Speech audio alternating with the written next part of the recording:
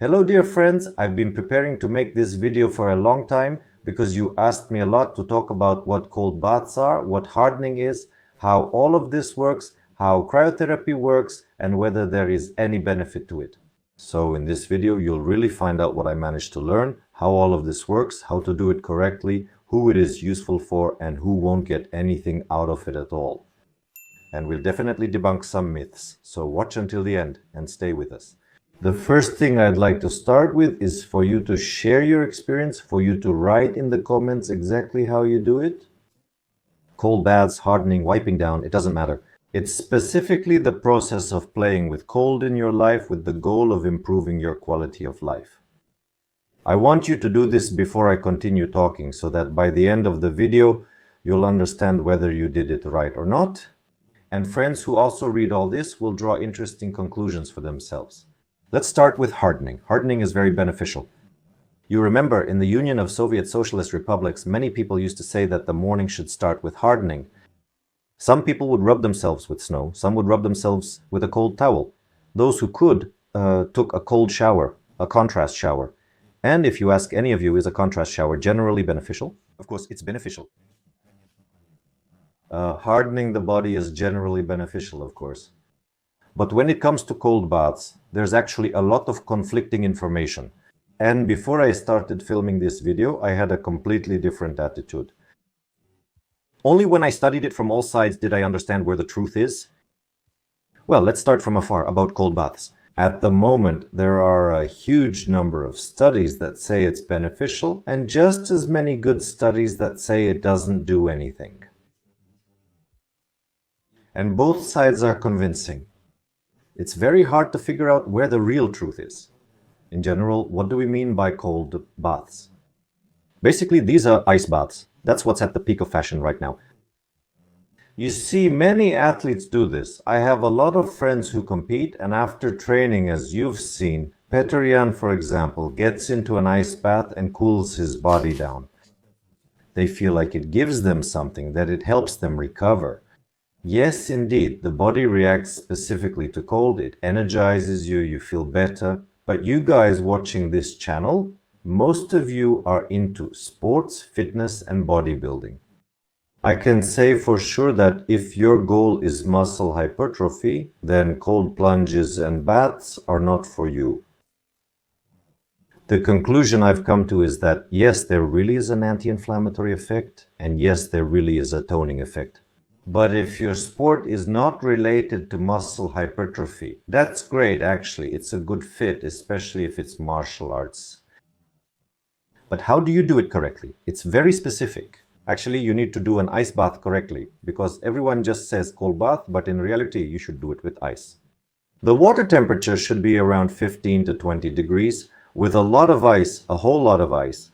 I just can't imagine how you're going to do this at home. And the point is, you pour in the ice, get into the water, and the temperature drops gradually, and that's where the benefit is. Thanks to this, you won't get as cold. And I kept thinking, well, is it really beneficial or not? Because honestly, one study says it's the best thing in the world, and another says it's nonsense.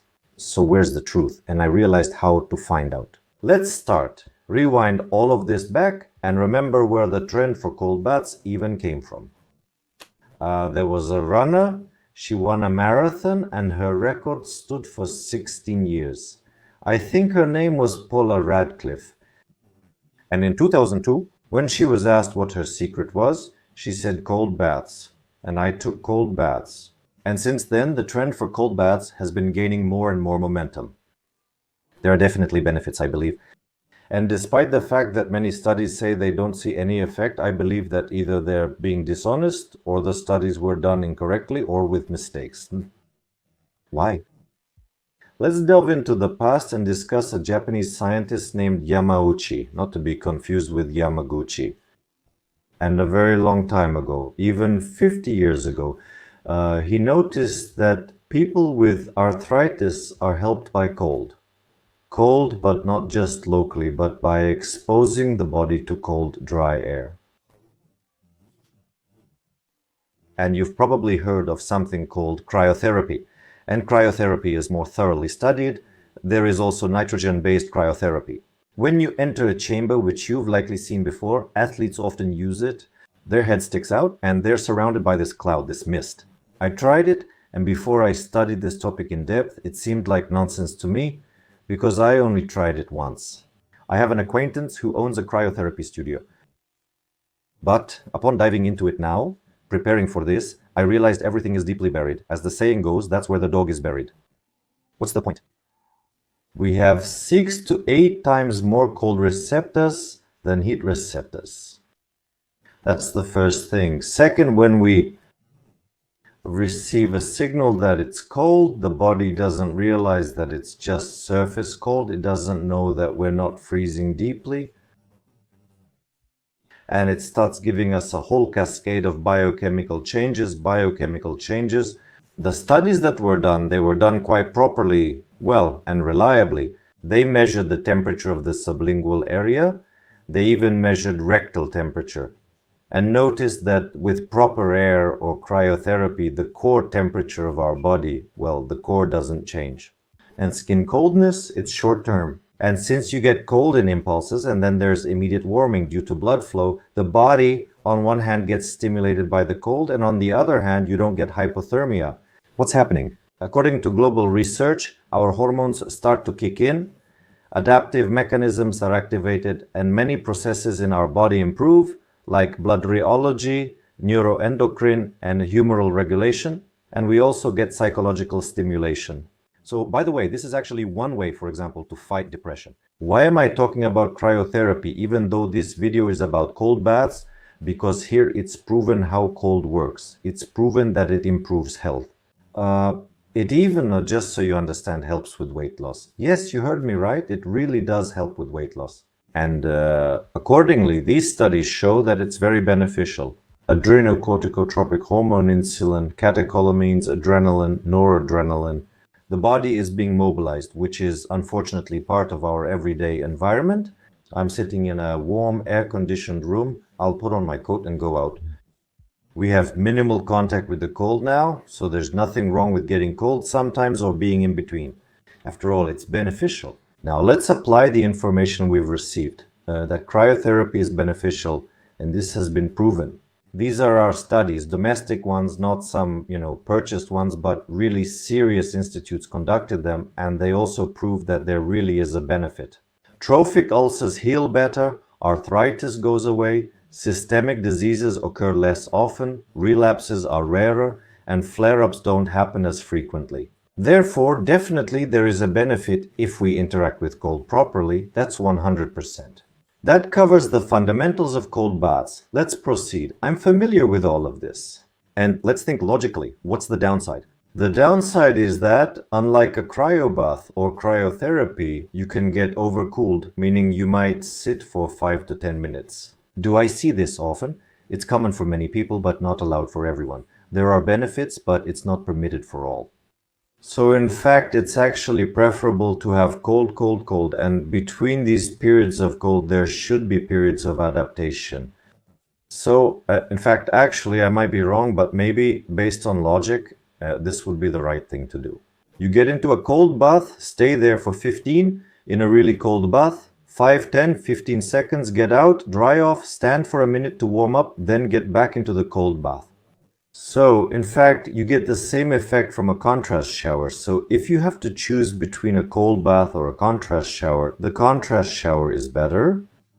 Honestly, right now, after thinking it all over and after studying the research on cryotherapy, I realized that you actually get the same benefits from cold stimulation with a proper contrast shower. Because with a contrast shower, if you do everything correctly, you have less risk of getting sick. B, you won't get as cold. It's much easier for you, but an ice bath? Actually, according to research, as they say, again, if your goal is muscle hypertrophy, this isn't for you. If your goal is to reduce swelling and inflammation, yes, maybe it will give you something, but I don't see many benefits that you get along with the risks. In my view, you can practice cold baths, similar to ice swimming or pouring cold water over yourself. Choose what suits you best. But the most important thing to remember first is, you know what? People often ask me if saunas are beneficial for one's health. I usually give the same answer. For a healthy person, a sauna will help them stay healthy regularly. Hyperthermia will help them stay healthy. But for a sick person, it's already contraindicated. It's about the same here. A sudden spasm of blood vessels in some people can cause a number of cardiovascular complications. Therefore, if you have any cardiovascular diseases and you're thinking about trying this, be sure to consult your doctor and don't do it without medical advice. You always ask me for specifics, huh? How exactly should you do it, and how exactly do I do it myself?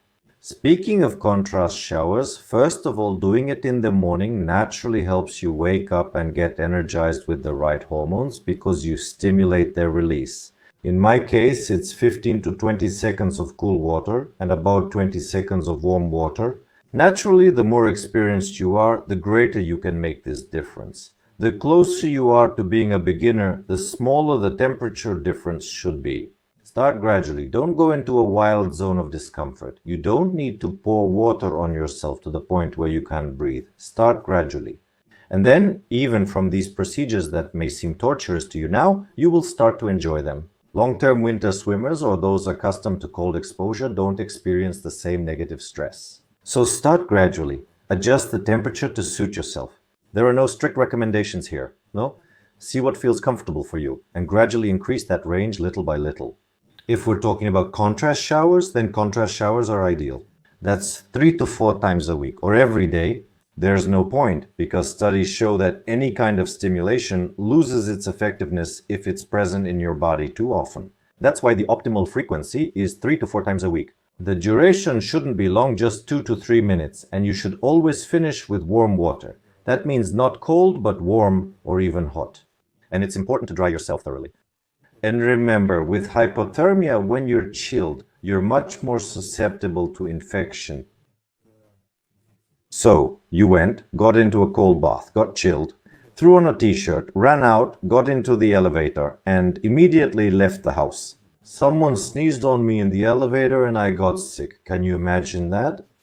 This temporarily increases it after the procedure for a certain period of time until microcirculation is fully restored and the periphery is no longer constricted, and when the spasms go away from the periphery, especially from the mucous membranes, you become more protected from viruses. Why does this happen?